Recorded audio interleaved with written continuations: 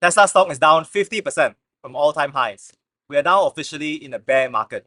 The S&P 500 down 20%. In this video, I'll speak to Ziet about Tesla stock in a bear market. Ziet, to begin with, you've been on the channel before. A big part of your holdings are also Tesla. What's your Tesla cost price? Well, first of all, hi Daren. Thank you for inviting me. So my Tesla cost price right now is about $700 per share. So not too far off as well. Mine is 613.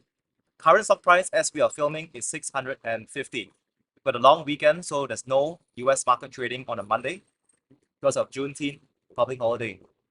So with the current situation, how do you feel about Tesla?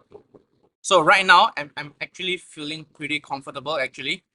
Considering that Tesla is about 650 per share and my cost price is 700, so I'm down about 8 to 10%. And Tesla is about 65 to 70% of my portfolio, which I think is also It's grown. It's grown. Yeah, it was about 55-ish. So my target was about 70%, and the remaining is about Apple and whatever. So right now I'm pretty comfortable. But looking at the macroeconomics and what it has impacted Tesla, it does provide a little bit of worry, especially so two parts, right? One part is the macroeconomics, and the other part is about Tesla. So allow me to elaborate on the macroeconomic side, right? So oil price, as you all know, has risen so much. Right now, it's about 110 US dollars per barrel, and at the all-time high, I think it reached about 122 or something. So just imagine, right? Everything in our life, left and right, up and down, everything everything involved oil. The camera you're using right now, the shirt we are wearing right now, there's transportation cost, everything uses oil. The manufacturing of it, the machine uses oil. Plastic uses oil. Everything uses oil. So I think that is one very big fundamental that even though we all love DCA and we all love buying good shares on the sales, I think oil being the one of the fundamental factor for a lot of things in our life, it does provide a little bit of concern. Technically, we are in a recession, a technical recession. We are in two consecutive quarters of negative GDP, and maybe in the coming quarters, we probably very high chance we'll get a third quarter of negative GDP, and that puts us in a actual recession. But that said, on that note, that probably would affect Tesla sales because in a recession, people are probably not gonna prioritize cars as much.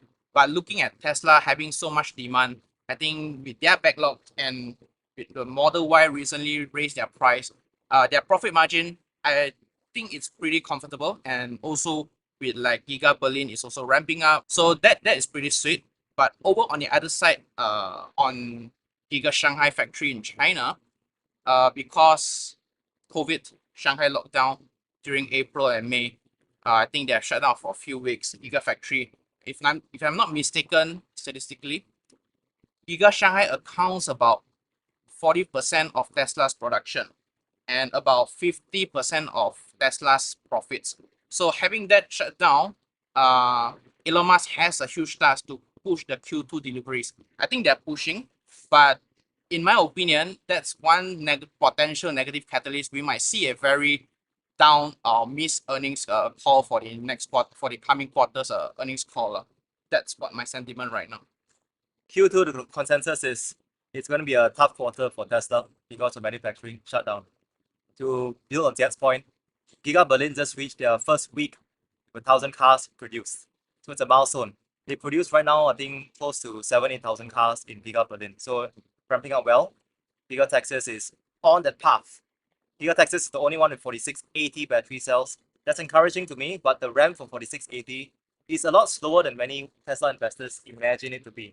Exactly. Even all the Model Ys we now order in Singapore, Australia, New Zealand, Japan, they're all 2170 batteries. Why? It takes not just Tesla, but their entire supply chain. CATL in China needs to ramp up their 4680 battery production. I think short term is tougher for Tesla stock. The price maybe even go down quite a fair bit more. And speaking of battery, right, allow me to just add on to that. I think recently Tesla just probably onboarded UID as part of its supplier. So in a way, that's diversifying its supply chain for its battery. So I think that's a good plus. And also on that note, from what I read earlier this month, I think Panasonic stated that they are gonna ramp up their production, mass production for 4680, probably March next year. So I think that's a positive catalyst for Tesla in that sense. Yeah, it's a sleeping giant. People don't fully appreciate what 4680 batteries will do for Tesla. It is not just that the car has more range, but thinking from a production and an investor standpoint, higher margins, stronger ability to scale. That is going to help Tesla at a time where, not just for Tesla, but actually almost every company, they have no problem selling EVs. Even Ford said, we don't have to advertise EVs. Everyone else is taking a long time to produce EVs. Porsche Taycan, 6 to 8 months waiting time in most countries. And these are like more expensive than Tesla's. It's the scaling part that is hard. I think that's Tesla's super weapon. Yeah. Not so much the demand, but really fulfilling the demand for EVs. What are you going to do with your cash the next 6 months? Good question. I think in the current macroeconomics, with potential recession, with the oil price surging, with the Ukraine and Russian war, and with Europe slumping, with Tesla's COVID, I would probably be a little bit more conservative. Buying the dips is definitely not in the picture right now. I'm not waiting for the dip either. I think at current level, SPX S&P 500 is about 3.6k, 3.6 something. Personally, I like to look at investments as a kind of a value to purchase a business at a value at a sale. But with current economics, it feels like SPX has a lot more pain to come to put it in that sense. So maybe I will deploy a little bit when SPX about 3.4 to 3.3. That's actually about 500 each for Tesla. And I will probably only deploy more, aka buying the dip, or you call it all in, right? Near to the lower 400s.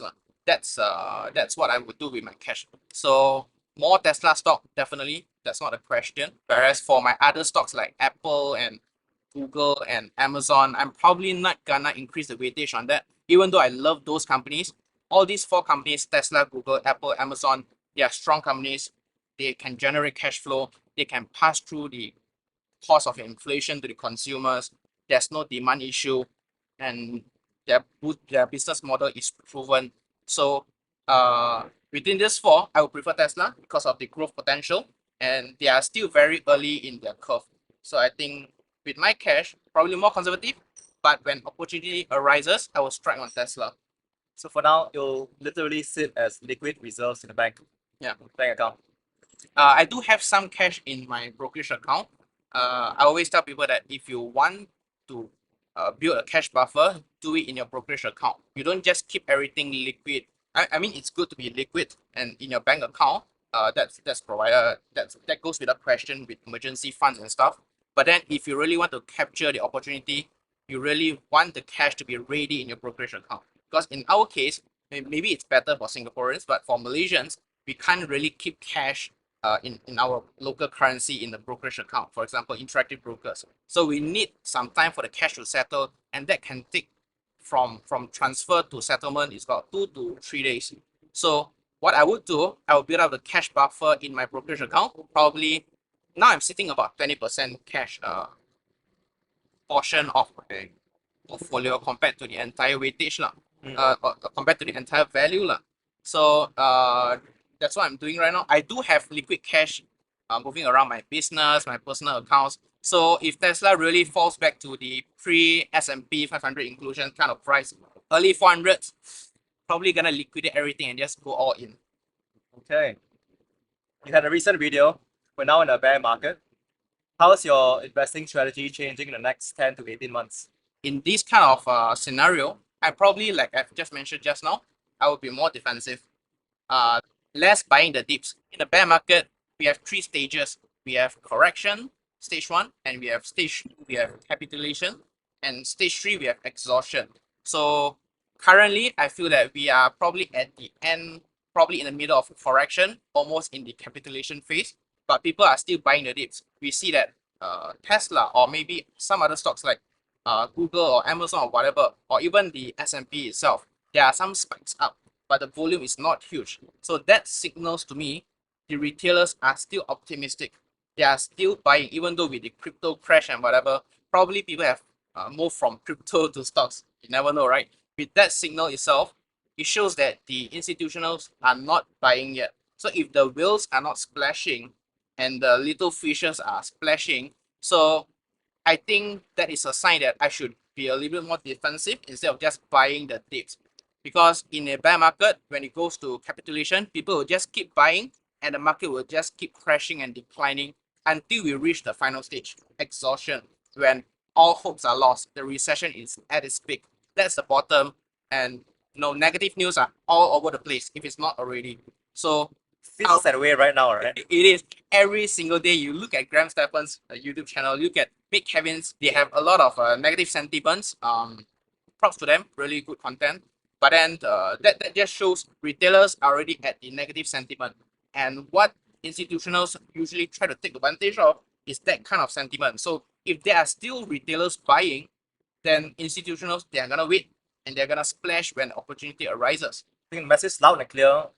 Don't buy the dip unless you have strong conviction. Do your own research. Everyone's situation is different. One last question. As we get all the way to the bottom, to the exhaustion phase, many people also feel that great returns are made in bear markets. It's also an opportunity. What are your thoughts on using leverage in the future to buy what some people perceive as great value stocks? So if you mentioned about margin trading, using margin or loan to buy stocks, I'm a huge proponent. No, definitely no. I advocate for using just cash, just invest whatever you can afford to lose. And that's always how I do it. I don't invest cash, or I don't bet or gamble cash that it's not mine in the first place. So if you're using margin, that's a huge risk that you are taking, considering the proportion, the risk to reward ratio of good news versus bad news. It's out of the proportion. It's not even 50-50. It's not even 40-60. It's like what, 5 to 95 right now. So in this kind of scenario, leveraging margin is not in the question. Warren Buffett's very famous quote: rule number 1 of investing, don't lose money. Rule number 2 refers back to rule number 1. So as long as you don't lose money that you can afford to lose, you are pretty set for the fundamental. And then if you are a new investor in this market, just remember that when you put your money or when you invest your money into any instruments that is above your interest rates or your central bank's rate, for example, in stocks, ETFs, crypto, you are essentially taking more risk in hope for better reward. So in that sense, you should be prepped mentally. You are ready to reap, to sow the gains, but you also should be mentally prepared to sow the losses as well. Thanks for those words of perspective. Want to use a margin? I read this recently and saw this visual that if you take margin, you have path dependency. That means, let's say you buy a stock at $100, it goes down to $50. You get margin call. You have to sell a lot. If you don't take margin, it goes from 100, it goes down to 50, it goes up to 200 or 300 one day. The only dependency you have is time, your patience. Margin is a tool. It's like a knife. It's not good or bad. It's how you use it and be fully aware of what it can do or not do for you. I know for many investors right now, especially Tesla investors, this is a tough time. You feel nervous, you feel worried. Some of you ask, Daren, why are you making so much videos with Tesla owners and employees? I'm doing that because if you just stare at the stock, if you stare at TSLA, it's going to be going down for some time. So I'd rather stare at TESLA, the cars, the owners.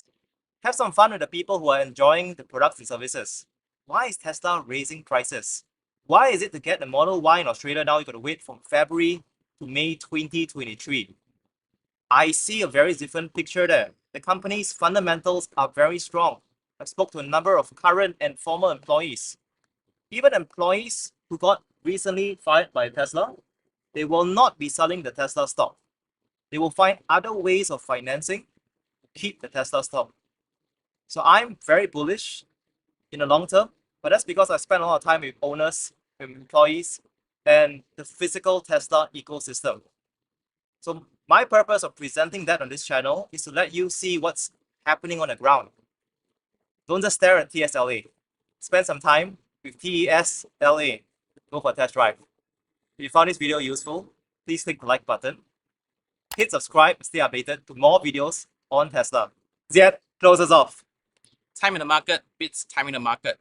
This is the best time for you to practice what you preach. So good luck out there, investors. Take care, everyone.